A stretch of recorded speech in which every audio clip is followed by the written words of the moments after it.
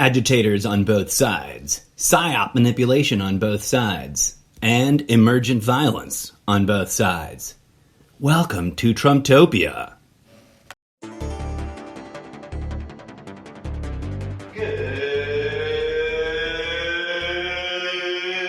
morning, Trumptopia.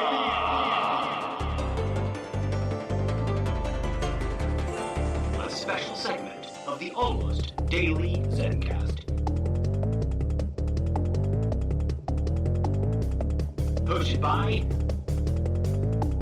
the incorrigible Mr. Zeppo. Let's talk Trump. Hello and namaste, dear friends and listeners from around the world. It is I, your favorite eccentric, rough around the edges, and woefully underprepared podcast host, coming at you live from my humble abode in sweaty California. Let's talk post-Trumpian disillusionment. We just all collectively survived the most absurd of all recent Q/Trump prophecies, the supposed magical reinstatement in August. I waited a bit, it's now the 17th of September, to make sure that we were truly well and cleared of that prophecy and of such shenanigans before choosing to comment on it. Oh, as it also happens, today, Friday, September 17th, is American Constitution Day. Happy Constitution Day, Trumptopia. Quick survey poll. I wonder, this is a theoretical survey question. I obviously do not have the means to conduct a survey wide enough and broad enough. Not yet, anyways, but I would love to.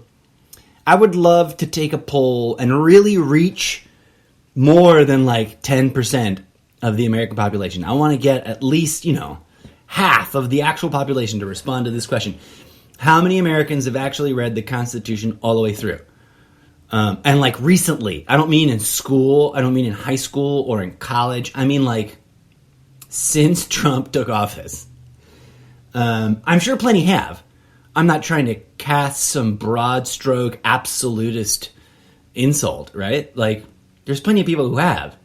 But it's really painfully, obviously clear that there's also plenty of people who have not, in any way, shape, or form, actually read the Constitution. And then there's people who've read it but didn't bother to, really comprehend it. Because let's be honest, folks, that document is worded quite archaically and in, the kind of highfalutin and elitist language that many people just don't even want to deal with, right? But I digress. I did not realize there was a National American Constitution Day. It is September 17th. And so to honor that, I am considering doing a special sub-episode, special sidebar episode or sub-segment or whatever you want to call it, a special featurette where I just read and comment on the Constitution of the United States. And I say that with all due respect. I know that the idea alone might trigger some people, and we'll have to address this in more seriousness and in depth should I get around to doing that special. It might be a mini-series, because although it is relatively short in length, I'm sure I will have plenty to unpack and ask about and discuss. But yeah, it's fascinating to me the wide range of attitudes that that people who live under the influence of this document have towards this document. From one extreme to another, it's really quite a broad scope. There are people who truly and seemingly without any hesitation or pause to the complex, problematic implications of it, treat this document like it was holy writ, like it should be sitting on the shelf next to the Bible, and should be treated as if Jesus Christ himself had penned it in his own blood, right? People who believe that it should never be questioned, that we should give our complete and total, absolute, blind faith, trust, and belief to it. Well, my friends, I do not mean to disrespect anybody or offend anybody, but I cannot put myself at that end of the spectrum of attitudes towards this document.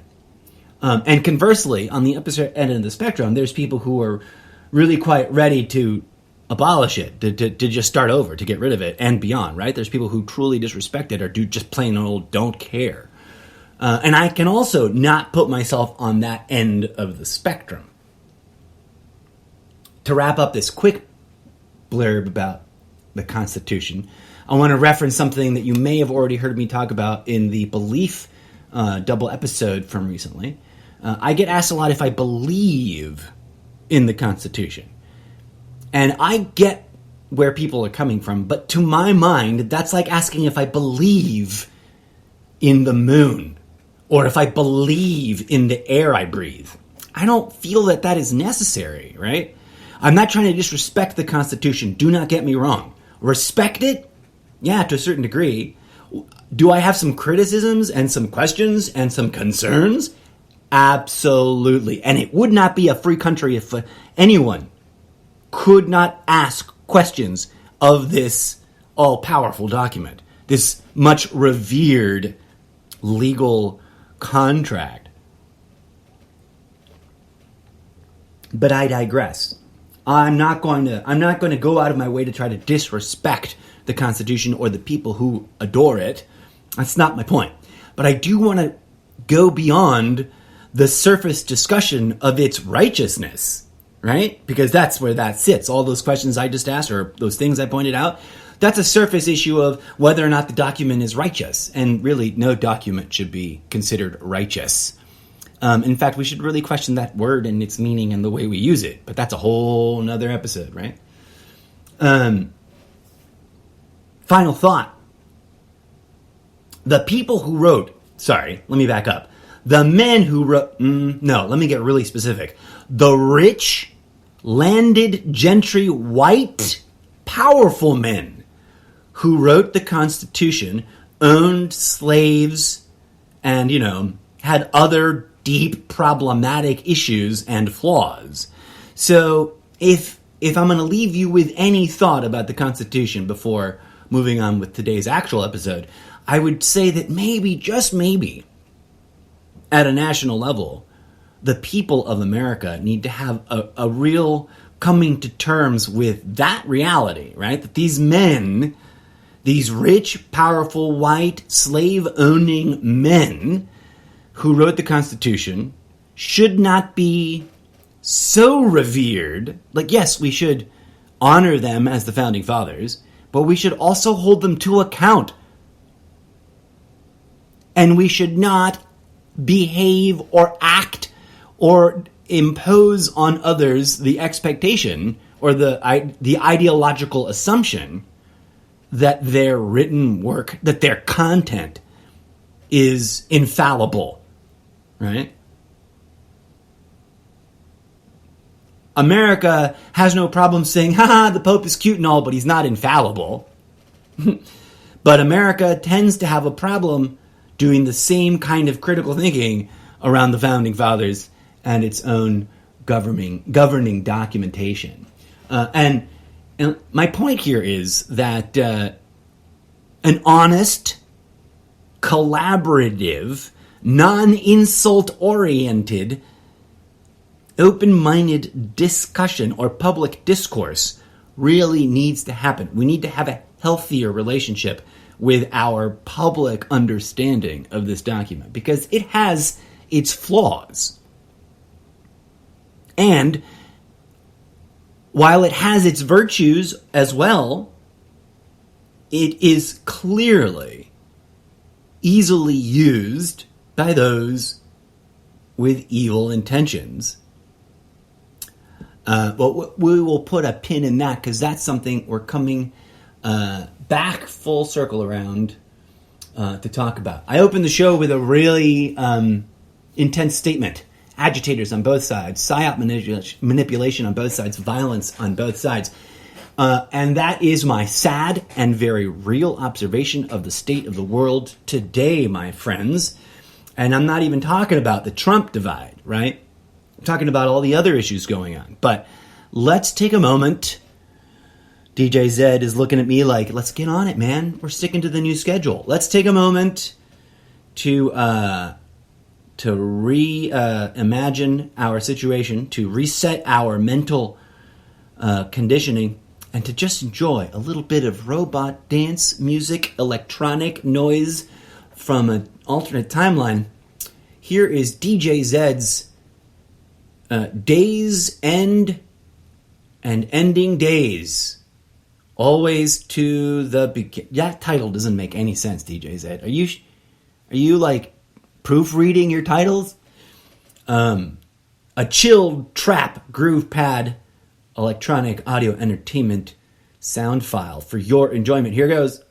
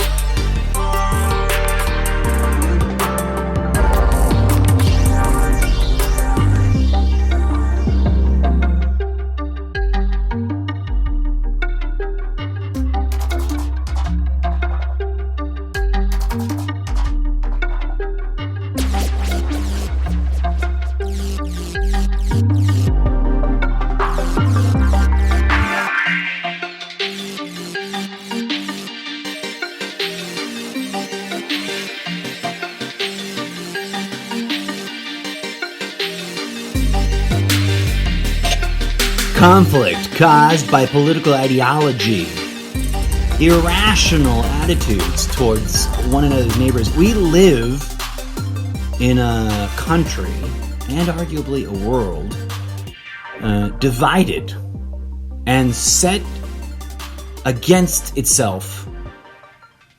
Neighbors hating neighbors over ideological constructs of how to be good neighbors. Right? Americans hating Americans over ideological constructs of how to be good Americans. That has been my overall critique of the last 30 years worth of ideological argumentation. And it is not by accident, folks. It is not by accident. We've talked about this quite a bit on the show. But we have these engineered wedge issues, right? Pro this, anti this. And then we have an increasingly obvious torrent of manipulative content flowing through social medias and the interwebs in general. And we have a growing case study of violence being chosen by one side or the other. And here's the kicker. Here's the thing that I just like face palm. I just, like straight Captain Picard, both sides, because there's only two political parties in this country, which is one dead giveaway that it's a vice grip of manipulation, right? Third parties virtually do not exist. And worse, third parties are also infected with the same ideological corruption, which of course pisses off third party supporters whenever I say that. But the evidence is there, man. All ideological constructs, all isms inherently contain mental conditioning. And they set up an us versus them tribalistic, self-righteous cosmology in the follower's mind. And then we get this self-righteous finger-pointing, my group is pure and free of corruption, and everybody else's group is spawn of Satan, or something to that effect, right? And while one party in this duopoly definitely makes a bigger effort during this particular swing of the pendulum to be the party that plays it a little classier, that sticks a little bit tighter to their promises, a little bit. Both parties, from an ideological perspective, the ideology put forth from both parties, from both sides, clearly create a mental vice grip, right? Both parties demand that their bases, that the world, that the American population must be with them, or they must obviously be against them. And it's along these nonsensical red versus blue, left wing versus right wing, like division lines, it's really just one big fucking gap, that all other issues get divided, right? I've been sharing this at people from the beginning of the pandemic. Mask wearing as a basic, yet flawed, as a simple, effective, and obviously not 100% preventative measure, along with good hygiene and good nutrition, has been commonplace and relatively non-controversial in the world up until it was turned into a political football at the beginning of this pandemic, right? I'm not wealthy, but in past decades, I've been blessed to get to do a little bit of international travel. The details of which are irrelevant, but in that travel, I can assure you that I saw people in around the world, into various countries, without trying to seek them out. I'm just pulling this from memory, and it's an honest to God, I'm not fucking around. Individuals who were sick with a communicable disease or a virus would commonly wear a face mask if they were unable to stay at home and were required to do things out in public, right? And it was turned into a political football, quite painfully, obviously, for this pandemic. And that impulse, that action, clearly both parties were complicit in it in terms of the kind of confrontational talking points coming down from the leadership. But of the two, the Trumptopian party continues to be quite clearly the more egregious. Of course, plenty of independents have chosen their sides and jumped on board, and that's how that goes. And we have this completely irrational wedge issue, right? One of many. And it's designed to prevent people from building consensus, creating mutual understanding, and collaboratively working towards viable, functional solutions to the problems that we face. But that's not what we were going to talk about today. That's just a sidebar thing. I'm waiting with bated breath, as the old saying goes, with some great excitement and anticipation to find out, to finally see whatever the new, where the goalposts have been moved to. What's the new Q prophecy? So what's up with Q? That's a question I've got to throw out to the social media circles. I haven't seen, I tried once, right? I'm not keeping a close tab on the latest Q content. I tried, but here's why I realized that Q content is designed to be effective manipulation. The source site I was led to by someone who very confidently assured me in a very boastful way that they truly, deeply understood the Q message. They sent me a link, and I went to that site, and it was gobbledygook.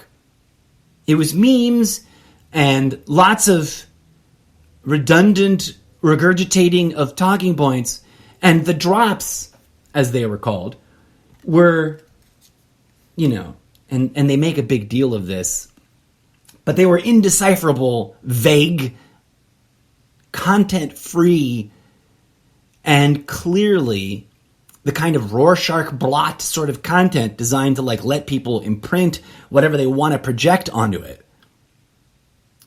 And that was, of course, quite a long time ago. That was before the pandemic that I went to that site. And I don't have the link anymore. I think I just clicked on it.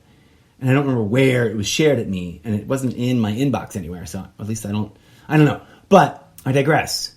The consistent thing I've been able to observe as, outside of that box, as an outside observer of the Trump and Q movement, is that they're not as unified as they pretend to. There are plenty of Trump supporters that were deeply upset and disillusioned by the reality that Trump did not get reinstated at any point in time in August. And then there's others who are making an incredibly mind-boggling amount of bending over backwards type effort to distance themselves or completely re-rationalize that entire thing. In fact, I was informed quite bluntly by a relatively new acquaintance on social media who is a Trump supporter that the reinstatement prophecy was a made-up leftist, left-wing media talking point. And I said, really? Then how come there's so many Trump supporters espousing it, promoting it, talking about it, swearing up and down that they know it's 100% true? And he's like, bullshit, that's not happening. And then I proceeded to send him several links to videos and posts and, etc. He sort of then never commented back, at least not that I can recall. But there it is. That's the range of divergence within the Trump support base, right? They range from believing that Q is some sort of military genius / prophet and or Trump himself, and believing that Trump is some sort of genius and or a spiritual religious prophet, waging some sort of holy war against the evil empire of whatever they think is going on over there on the left, to the other end of Q is made up and it's psyop and it's there to distract us from the genius that is Trump. I hate to break it to everybody, but I've been saying this. I've been questioning this and asking these questions and making these sort of okay, well, what if kind of conclusions. Since Reagan was in office, right? Ronald Reagan was a TV actor and a TV commercial actor to begin with, right? Peddling everything from cigarettes to laundry detergent. Then he became a soap opera actor and a television actor, and he was in westerns, and then he was in some movies. And, you know, if you know the history of Reagan, from TV actor to president, it begs the question, how can it be that people over there on the extreme right demand that we all must believe that every single politician on the left is corrupt, when you know, like, the facts on the ground indicate that there's no way, if the left is corrupt, then the right is corrupt, right? Like, they're both parties, to avoid making an unrealistic absolutist statement, both parties are riddled with corruption. And both parties make promises they don't deliver. Both parties pretend, like, how many people have ever stopped to wonder this, right? And question this. This is one of the questions, one of the lines of questioning that made me realize, like, I can't be one or the other of these parties. I cannot belong to either of these political conditioning clubs. Both parties claim to be fighting for the little guy. Both parties also position themselves as the righteous and pure, you know, defenders of this country, of the Constitution, of the American dream, of blah, blah, blah. Insert here your favorite patriotic talking point. Both parties talk a lot of smack about each other. Together, they pretend to be, you know, tooth and nail clawing at each other's throats in this political fight to prevent each other from achieving their political goals. And yet, quite curiously, each party gets away with the bullshit that they get away with, right?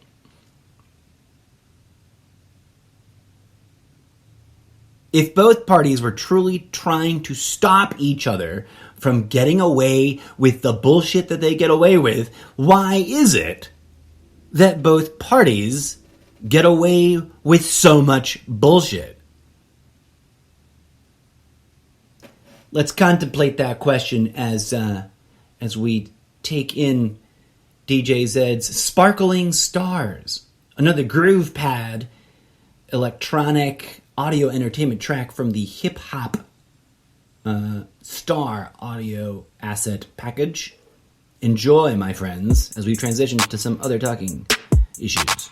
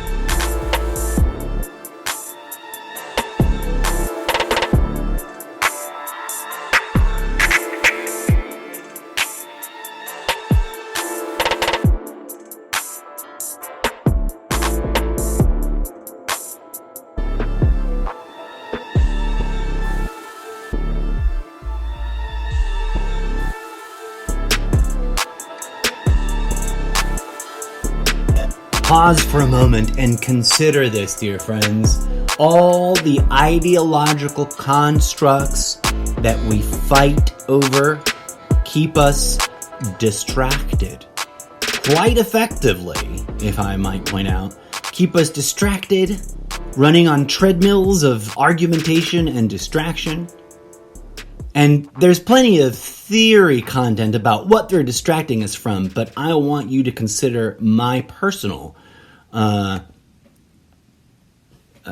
suggestion on what they're actually distracting us from. The ideas that we argue about distract us from communing and communicating with divine nature, which is our true biological and spiritual calling.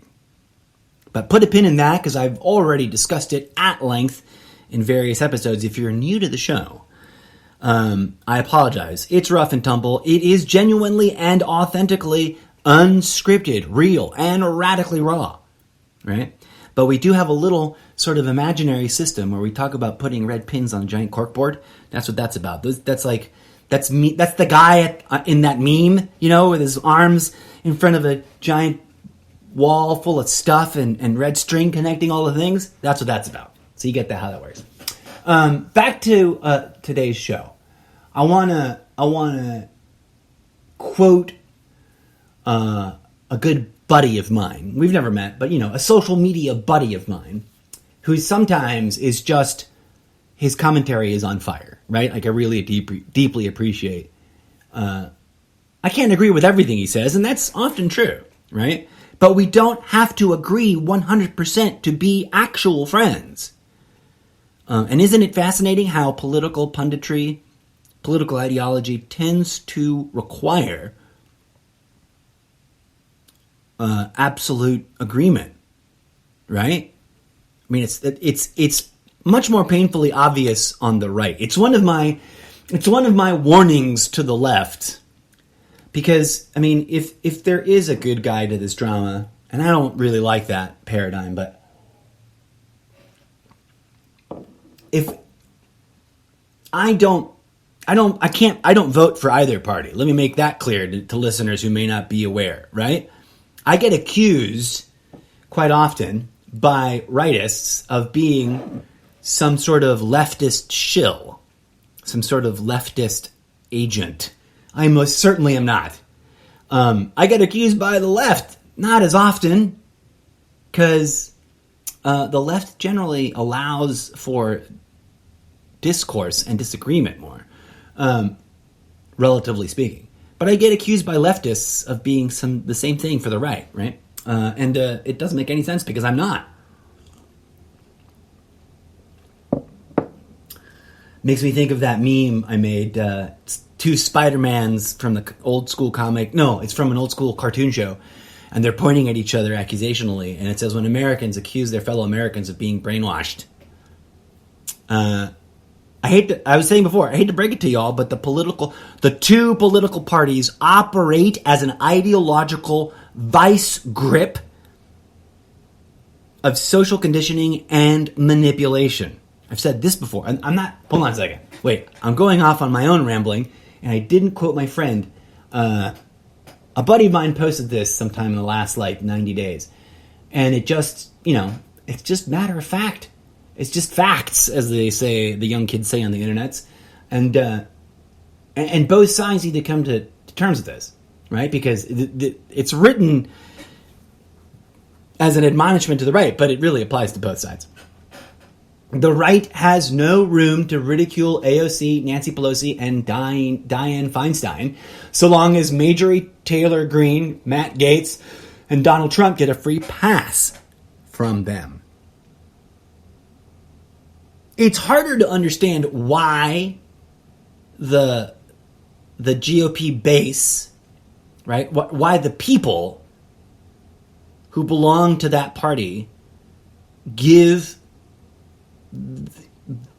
Trump and the rest of them such a forgiving free pass on all the madness.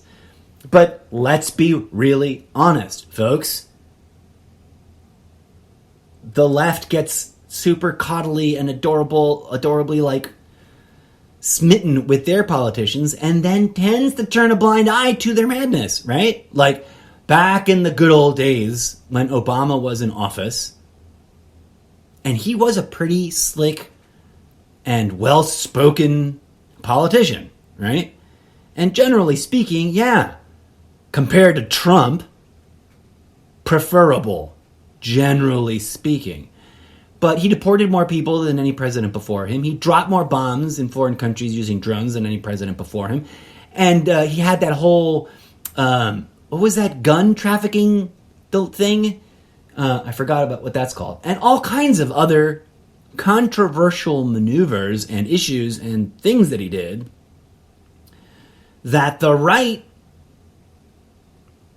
pointed out and criticized, but got zero credibility or like, were just dismissed out of hand by everyone because it was the rational critique coming from the right during the Obama era was drowned out by the irrational hatred coming from the right towards Obama.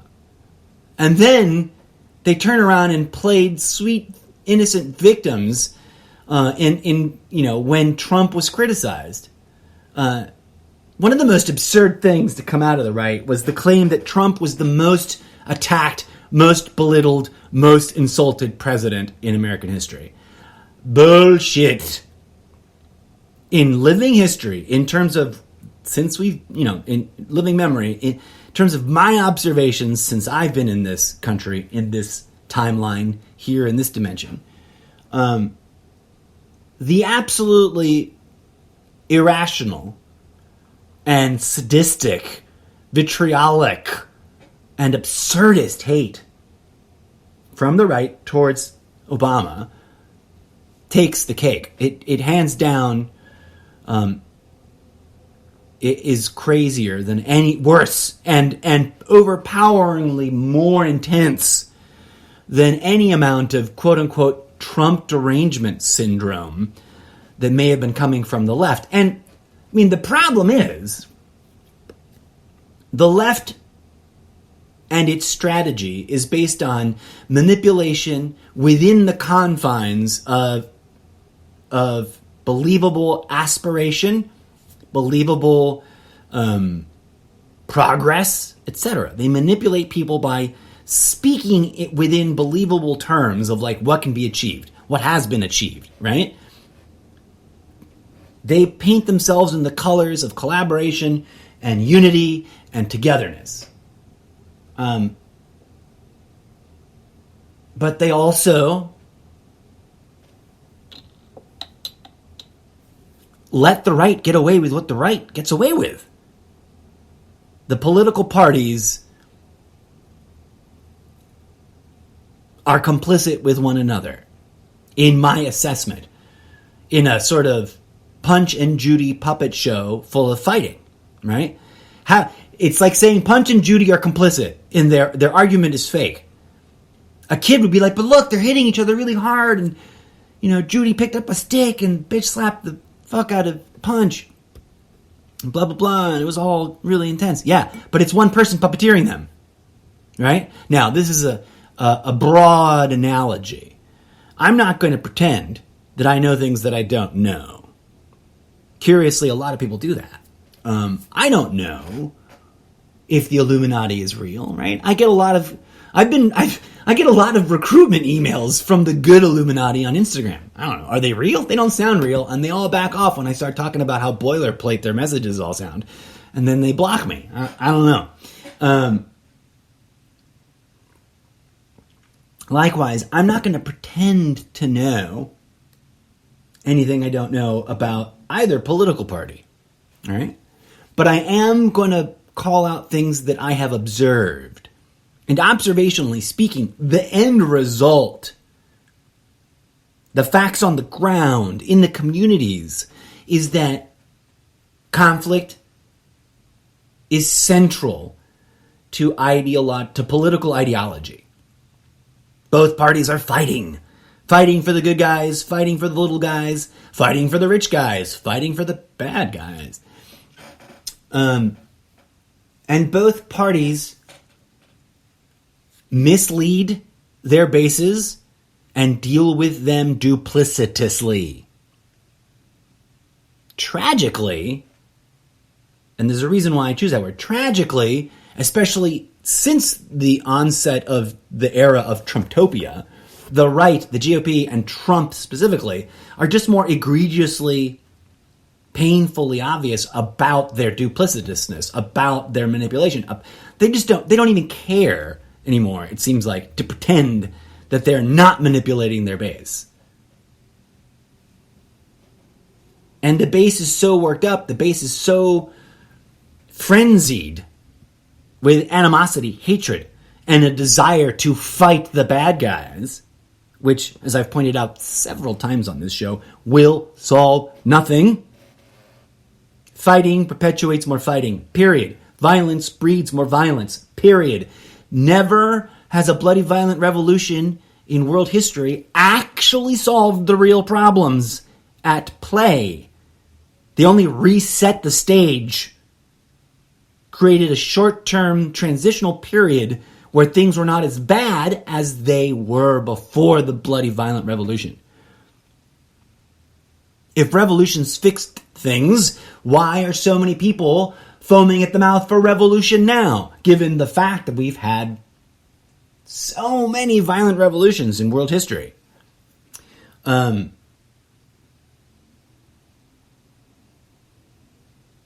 makes me think of a Nick Fury line from I guess the end. What movie was it?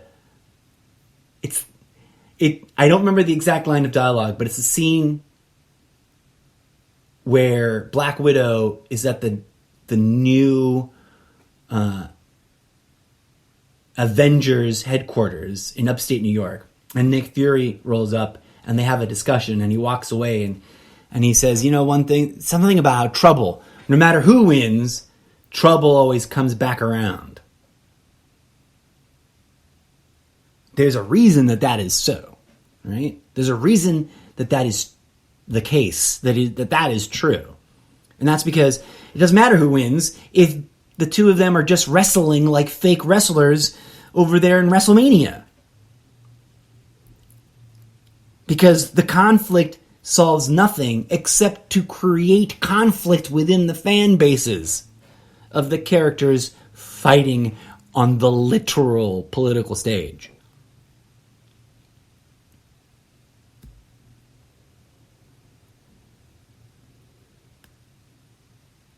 The fact that Trump took a paying gig giving ridiculously meaningless commentary at some second-rate boxing match on 9/11,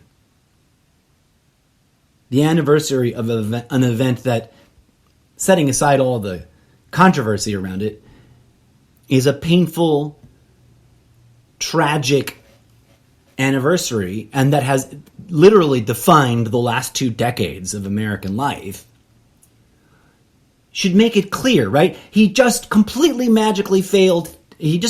absurdly failed to be magically reinstated. He's also making weird noises about possibly, or at least there seems to be reports of noise being made, statements being made about him possibly running for Speaker of the House if there is no blue wave at the midterm elections. And that's the classic turning of the tide, right? Democrats get in office, there's a huge swell, there's a great growth of new voters, and then midterms come around and they waffle. And the right gains in. Not that I'm in favor of, see, here's where they get people, right? The left would love to have a supermajority so that they can do all the aspirational things that the right is ideologically opposed to. And the right would love to occupy all of that power so that it can own the libs and get away with, achieve all of its ideological goals that the left struggles and fights to prevent it from achieving. Now, what's fascinating is that all the stuff, all the goals, all the tasks or objectives that either side actually, really, honestly disagrees with each other, I think those are there as window dressing because there's so much that they help each other get away with. It's painful. It's ridiculous. And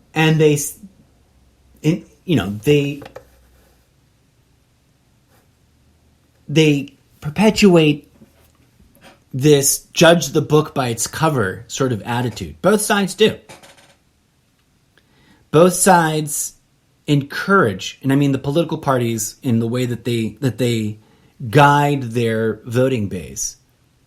Both sides encourage their base to, and this will sound blunt, and this will sound harsh, but I think it's true, of both sides, to dehumanize their fellow neighbors on the other side. Now, the right does it way more hardcore than the left, but the left does it subtly.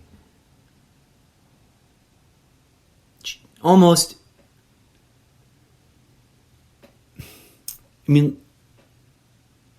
what's the word I'm looking for? They do it so subtly that,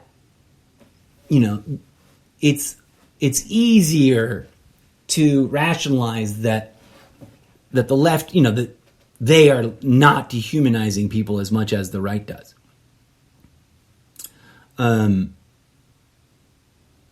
But both sides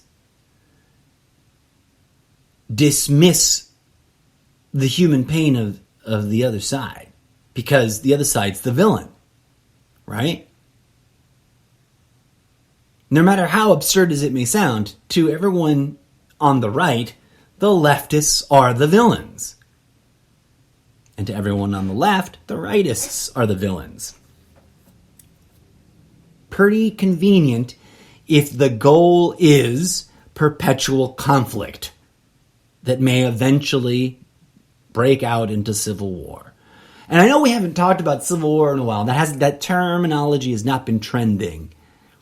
But it's sort of always percolating throughout. And to come back to a point that I made way back in the day, not long after Trump announced, and I started paying attention to his platform, quote unquote, and his talking points, I made a statement, something to the effect of that Trump's role is to push the pendulum. And dare I say, I think I called that shit out. Trump's role as a politically complicit puppet player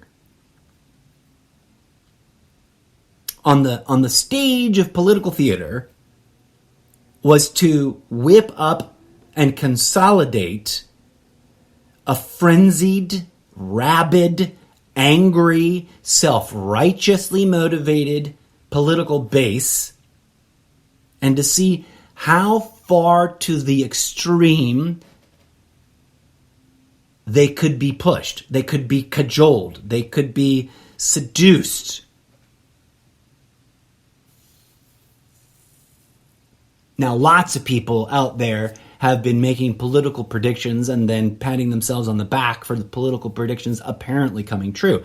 It's amazing to me, to go on a sidebar, how many self-proclaimed conspiracy theorists out there are often, making commentary or posting posts about how, they warned us all along, or their predictions have come true, when it's all a quagmire of goalpost shifting and, updrafting the predictions.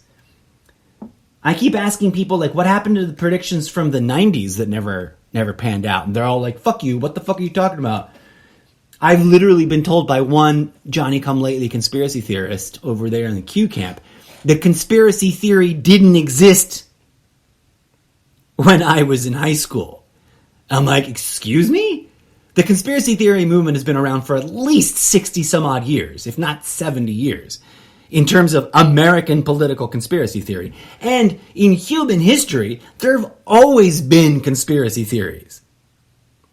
Here's my question to conspiracy theories, self-proclaimed conspiracy theory movement members, especially from the Q side of things. If scientific theory has to be dismissed because it's just a made-up theory, then why is it? How can you possibly give your blind faith to conspiracy theory? That makes me wonder, do you not understand what theory means? Right? Like, the word has a specific definition.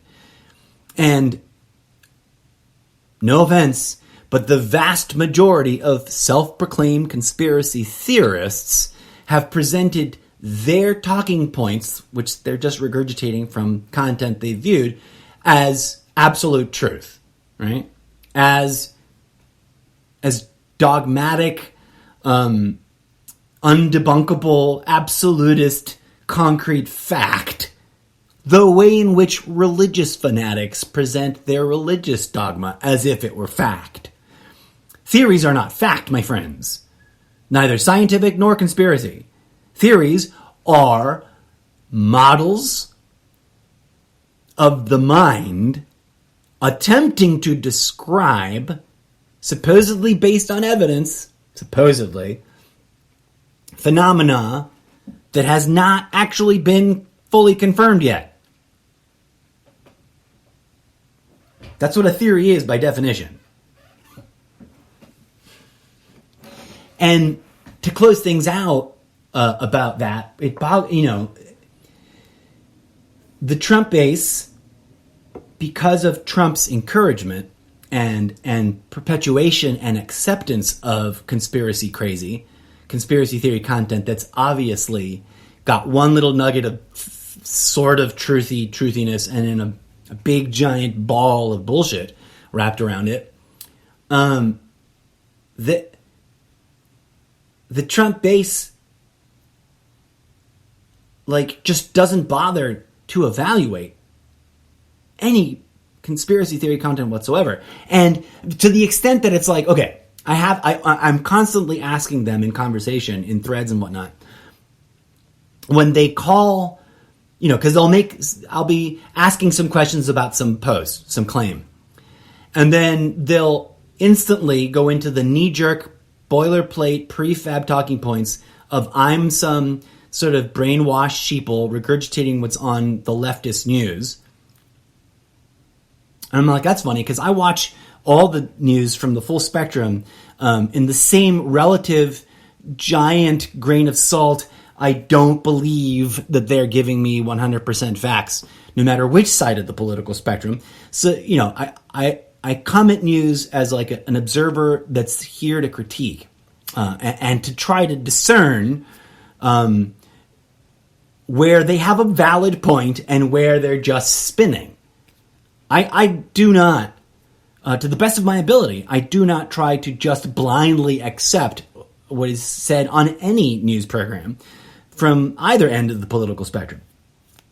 And so I always ask conspiracy theorists, if, and it's a big what if, right? Because I don't pretend to know that this is true or untrue either way. If the system of oppression, whoever they are, is so incredibly powerful that they have monolithic control over all left-wing media, isn't it a little naive to imagine that the right-wing media somehow is free of that? Isn't it also a bit naive to think that random conspiracy theory content that you find on the internet is magically, self-righteously free of the same corruption if they are that all-powerful that they can hijack organized religion, political parties, media outlets? What's stopping them? What is stopping? If they're that powerful, how can you trust any content right? Which is, of course, I understand that you have to put a limit to that kind of thinking too, because you take that logic to too extreme of an extent, and then it's, of course, like, I might as well accuse myself of being some sort of propaganda agent. And to the best of my understanding, I don't think that I am. I sure as fuck am poor. No one's sending me money, neither Soros nor anybody on the left, Bannon or anybody. No one's giving me money, right? The only money I make from this podcast, as I love to point out every once in a while, is coming from you, dear listeners, willing to put up with the advertising monetization. And to wrap up the show, all of my questions, all of my content, all of my thoughts, unless otherwise indicated when I say I'm quoting someone anonymously, is my thinking. And I'm responsible for it, right? I try my best to question everything. And that includes my own conclusions and my own set of assumptions, etc., etc., etc. And that is why, dear friends, although I generally find less that I disagree with in the political dogma of the left, I cannot belong to the left. I'm not a subscriber. I don't vote leftist. Well, I don't vote because I'm not allowed to vote. That's a whole nother episode. I'm not a felon. I'm just considered a toaster oven. I'm an inanimate object as far as the political system here in this country goes. But I digress.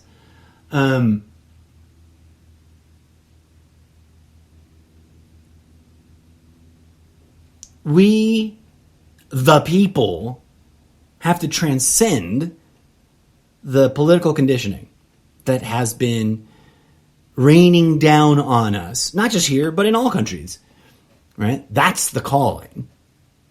The calling is not to own the opposition.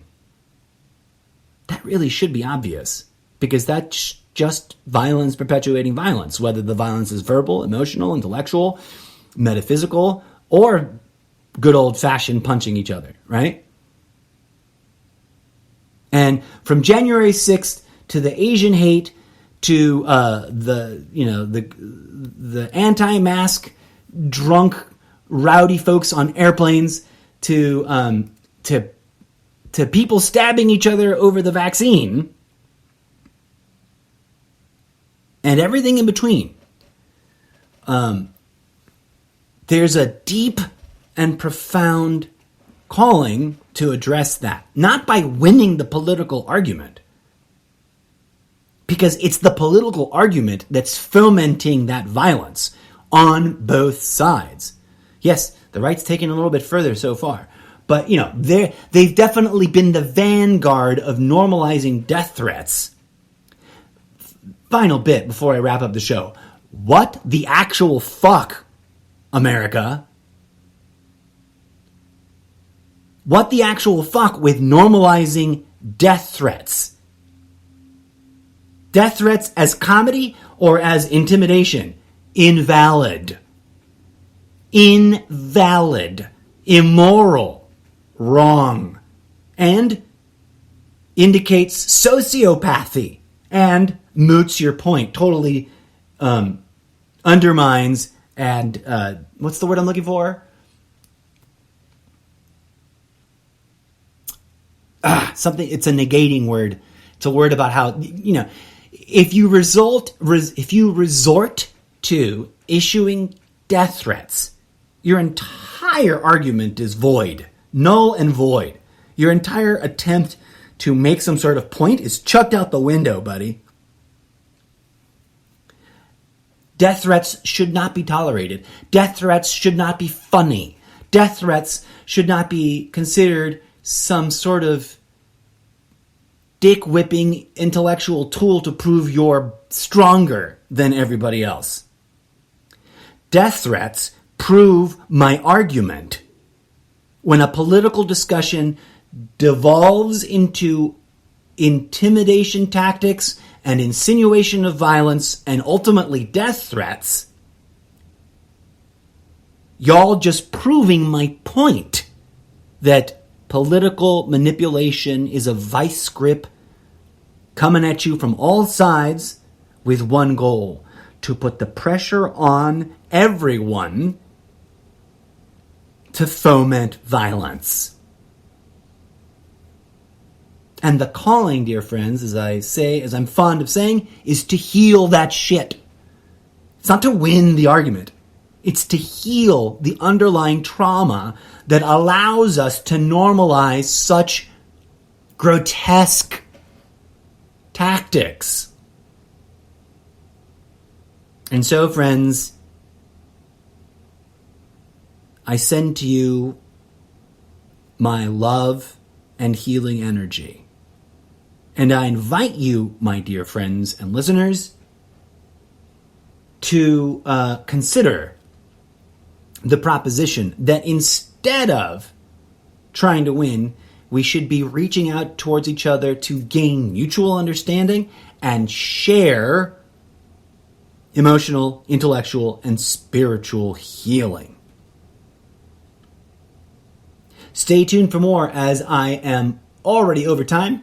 Going to take a break, and hopefully, unless I get caught up in some chores that I need to do or, other distractions enter my day, I should be back a little bit later on today to discuss some other things. May peace, love, and grooviness blossom in your hearts.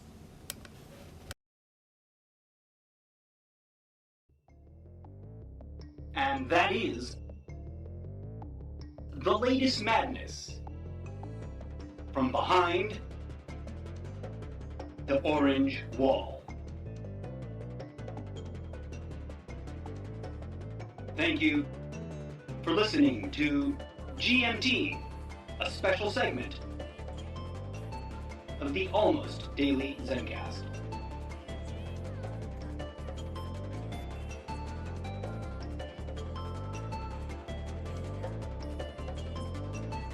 Stay woke, Trumptopia. Stay woke. I know that term is already come and gone. It's passé. No one wants to talk about woke. And woke has been weaponized. And I keep forgetting that that's the tag at the end, and I want to change it. So, for those of you who are like, what the fuck with the word woke? I get it. But also, you know what? There's some sincere and genuine people who use that term to mean something powerful and meaningful to them. And it's unfortunate that it's been co-opted by their opposition and weaponized as an insult. But that's the way of things. Simultaneously, acknowledging that, I also need to point out, and sorry for the extra bonus kicker moment here, I just had this oh shit, that's right, it says stay woke at the end, and I haven't yet gone around to edit that out. Something that I think is real, and that I tend to bring up when spiritual people get a little too caught up in their own awakening, and that's ain't nobody awake yet, friends. And wokefulness, while it has its strengths and its good points, and that I understand the origins as not some horrible thing, although it's all the weaponization of the term has made it sound horrible. It is one epiphany amongst many, right? It's one thing. Being woke, you will find eventually, is something you will wake up from to another state of awareness. And that state of awareness will be useful and hopefully healing. And then you will wake up from that to a higher order state of awareness. It is an infinite, multi-level, fractally recursive, evolutionary process of unfolding your consciousness. So don't trip and keep at it.